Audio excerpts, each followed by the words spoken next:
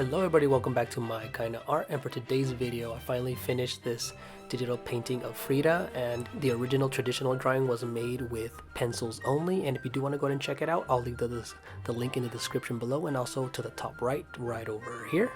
And yeah, go ahead and check that one out first if you want to see the complete video. And I also did a live video as I was finishing this up. So yeah, if you haven't already done so, consider hitting the like button, ringing the bell, leaving a comment, and let's get to it.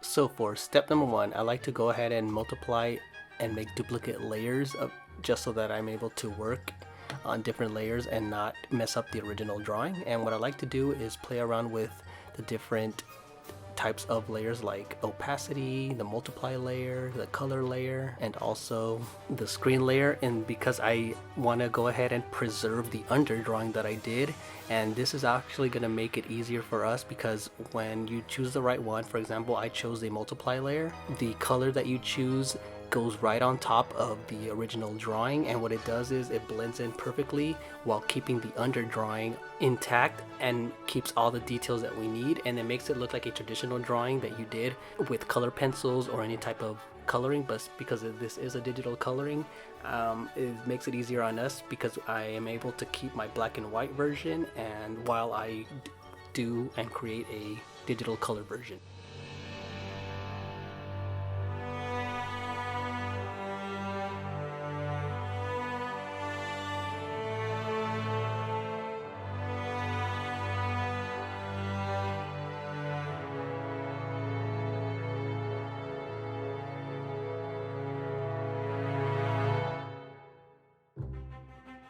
So what I went ahead and did with the skin, hair, and bow was to create a large shape for each one, and then just go ahead and drag and drop the color and create a solid color for it. And this makes it easier for us to then go ahead and go into individual parts with a different layer as well and different colors to add shadows, lights, and also midtones as well.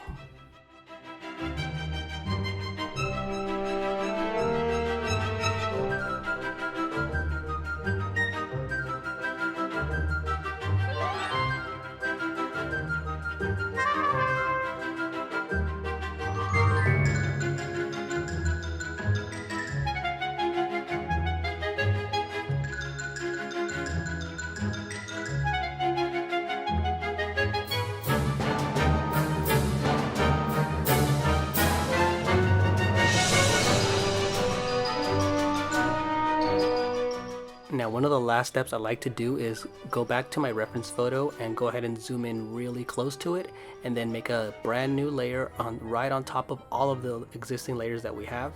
And this way I'm able to create small details like the blush in her cheeks, the highlights in her lips, and then also the small highlights in the irises, some parts of the forehead, and just small details, for example, in the sheen in some of the strands of hair and bow, and also some of the undershadows of the neck, underneath the eye, the eyebrows, and also the hair and bow as well.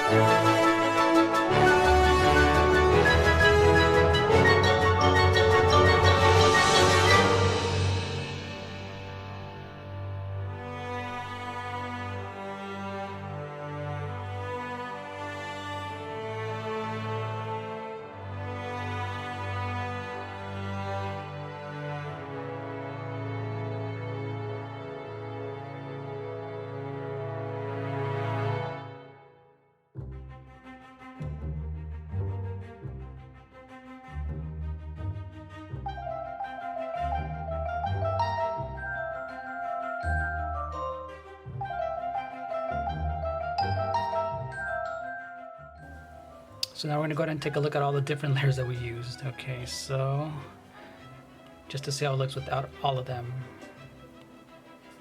And if you stuck to the end, thank you so much for watching, and enjoy some of this time-lapse video towards the end, and see you later. Bye.